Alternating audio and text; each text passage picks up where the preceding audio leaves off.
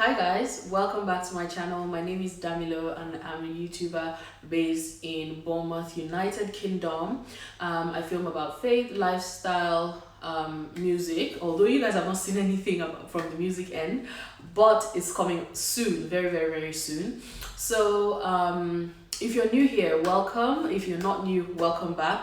Please don't forget to hit the subscribe button. Don't forget to like, subscribe, comment, and share with your friends and family.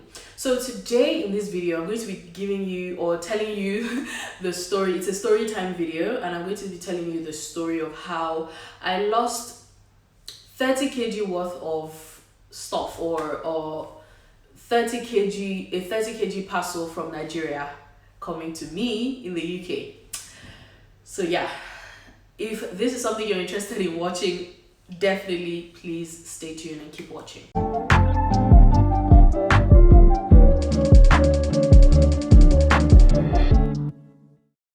So this story was for when we newly got here. So we got here in like end of August, like August 20 something. So we got here in August and I left a lot of my stuff because it was definitely going to be overweight. Like if you know, like flying, per person you're allowed 23 kg allowance plus one hand luggage and maybe like a laptop bag or a backpack or something. So it means that for Femi and I it was going to be 4 23 kg allowance and then 2 hand luggage, and then he had a backpack. I didn't have a backpack. I wish I had a backpack actually. Okay, I think I had my laptop bag actually. I had my laptop bag. So those ones were not enough for the things we carried. We carried a lot of things, food stuff. You know, when you're moving to a new place, we're moving our whole lives over here. So definitely the 23 kg or the 4 23 kg bags were not going to be enough for us. Although I left basically all my clothes. I didn't come here with many clothes at all. I think I came here with one jean trouser, no other trousers, just one jean, and that was the one. I think no, that wasn't what I wore when I was coming. I came with one jean. I came with like a two-piece that had like this Ankara patch. If you've watched the video of our travel vlog, you see that I came with one bomber jacket and one hoodie jacket and a few dresses, like 2 or 3 dresses, and that is summer. Those were summer outfits, so I couldn't even really wear them. And I came with a few of but clothes, I left a lot of my clothes. We carried books, but in the airport we had to even drop many of them. So this is all backstory. Don't worry, I'm going to the story, the reason why you clicked on this video. So we left all of our stuff. I just wanted to let you guys know the reason why. So we left a lot of our stuff. So like I still wanted, like for memory's sake, I had like my wedding shoes, my cut wedding and my white wedding shoes. I put them inside that cargo because I told my sister to just help me when we left. There's a lot of backstories, guys, but just follow me. So the day we were supposed to travel, right, because it was a few days after our wedding that we had to travel and like leave Nigeria. So I didn't have time to pack. Like my wedding stuff, everything was still open. We got married on Saturday and we had Thanksgiving on Sunday, and we literally had to travel on Tuesday. So I didn't have time for a lot of stuff. So in fact, my sisters were the ones helping me pack. On that Tuesday, I had to go and get a pound ATM card. So I went to the bank. Our flight was for what time, Seth? We had to leave the house by like 3 to make that flight. So 1 o'clock I was still in the bank. I had not packed anything. So my sisters were the ones that helped me pack. My husband was helping me pack. So in fact, I didn't know a lot of things that were in the bag, so I left everything to them. I didn't even know what they were packing and how they were packing. I just came and literally the bags were already outside. We had to leave. So the remaining stuff, I just told my sister, please just let me put them inside like a Ghana must go. Make sure everything, just get a very big Ghana must go, let it fit. I had been in contact with like a cargo company. I'll use that company to send the things over here. Major regrets. If I had known, I don't know how expensive it is, but like a few of our friends we met here, they just came with all their stuff and they paid for excess luggage, because I think excess luggage is like $100 per extra bag.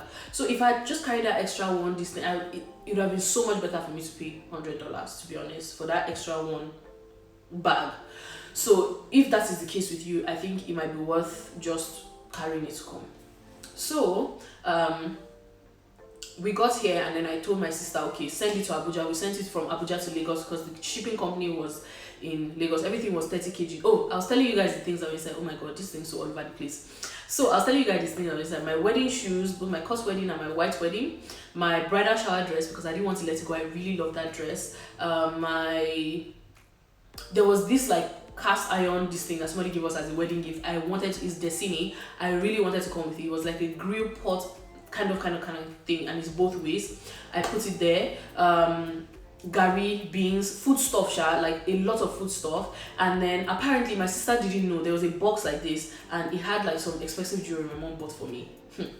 Hey, that one it paid me. My sister didn't know that it was those jewelry. If not, she would have put it in my own, the stuff I would carry. So she put it in that one. She put like so many things, some of my trainers, food stuff, a lot of things. She had 30 kg worth of stuff were in there. So they sent the stuff from Abuja to Lagos. It got there. One of my lovely uncles helped me to take it from the park in Abuja, and take it from the park in Lagos, I mean, to the company. So the company, they checked, they did everything, and they sent my stuff. It was 30 kg. I paid and they sent it. So they said it was going to take 10 days to get to me. So bear in mind, when we got to the UK, we stayed in London first with my sister-in-law. So my sister-in-law lives in London, so we stayed at their place. So when we got there and I sent the stuff, I put her address, right? I put her address as the place where they're going to deliver the stuff. So by the time, after 10 days, the 10 days had not, like, it hadn't gotten to 10 days, and we had to leave London to come to Bournemouth because I had to resume school, Femi had to resume work. So we had to leave before the 10 days. So I was like, okay, fine, no problem. But the thing is, my sister-in-law too was moving out of that house. The same day we were leaving, my sister-in-law was moving out of the house. So I was like worried. I was asking her, how far, what are we going to do about this package? Because I put your address there. So we tried to like reach the company to tell them, oh, let's change address. But the guy was like, oh, it's already been shipped and that address is there. We're like, okay, no problem. But she was keeping in touch. So her house where she was living, upstairs, like downstairs, there was a cafe, and upstairs was where they were living. So she had a good rapport with the cafe people. So she was like, oh, she's in touch. Like, she had told one of the ladies that worked there that if there's any parcel, please you should keep it for her. She's expecting something. And the lady was like, okay. So apparently the day they delivered those stuff, the lady she told was not on duty. It was the manager that was on duty. The manager saw the address, saw the name and everything, and put it like at the staircase. Like, he opened the door and put it by the staircase. The staircase that led upstairs to their house, he put it there because he knew it was hers. And he had no idea that they had moved out. Hey God. Can you see all these kind of things? He had no idea they had moved out. So my sister called the lady, my sister-in-law, called the lady and was like, oh, how far? She was like, oh no, she hasn't seen anything. Like, if she was not on shift and somebody had delivered, she would have like seen it, but she hasn't seen anything. Nobody has come. So she was not wondering, and I had contacted them. They were like, oh, they've delivered. So that's when like my sister-in-law had to go there. And then the manager was like, oh yeah, they delivered like I don't know, 2 days ago, and he put it by the staircase. And she went to the staircase, she did not see it. Apparently the landlord, after they moved out, had called movers, like clearers, to clear out the whole house. And these movers, common sense, like, you're seeing a parcel wrapped and there's a name and address. Obviously it's a parcel that just got delivered. These people packed everything and went to go and dump it. Like, they threw it away. God, I was like, see, my body was shaking because like those things, like, I had so many memories there. The very last birthday gift my dad got for me was there. Like, so many things in my memory. Like, anytime I think about this thing, it's like, I just don't want to, I just always just look at it like, okay, God is going to, I don't know, God is going to replace whatever has been, lost and all of that. But it's painful because a lot of things that were dear to my heart, or that are dear to my heart, and a lot of food stuff, beans, a lot of things, dry feed. Oh God, that thing, it paid me. I would not even like, it paid me. That thing paid me. But like, yeah, it wasn't the delivery company's fault at all. They delivered as at when due. They kept in touch. They, they were very, very nice and everything. So it wasn't their fault at all. I will always recommend them. I've used them again, and they delivered pronto. Like, they're very, like, that delivery company, I will give them 100 over 100. If you want to use them, as in, they didn't pay me, but if you're looking for a company that maybe you want to send stuff from Nigeria, you can just send me a message on Instagram, a DM, and I'll give you their details. So yeah, basically that's how I lost 30 kg worth of stuff, you guys. Yeah, God will help me replenish all. I've sent other things again, so I've received, the food stuff have been replaced, but it's just like all those other gifts and other things, like they cannot be replaced, to be honest. Yeah, so that's what makes it very, very painful. But yeah, that's my story of how I lost stuff in the UK. And I always say this thing, like, for me, this is one thing that I've seen that Nigeria, because this is not the second, I've lost something in Nigeria as well, in this country as well. And this one, I'm going to call the name of the brand. God, they lost my item, they refused to refund me, telling me cock and bull stories. That Every is the worst delivery company, God, in this country. My God, you guys, they stressed me. Like, first of all, you can't even talk to a human. They will tell you, oh, it has to be the sender that would contact them. Okay, as the sender again, if you've called them once, they can decide not to do anything about it. And if you try to call again, they'll tell you, sorry, you've lodged a complaint already, so you can't talk to anybody. Like, it's so annoying. Like, that delivery company, God. One thing I like about Nigeria is that when you send something, the driver, you give the driver's number.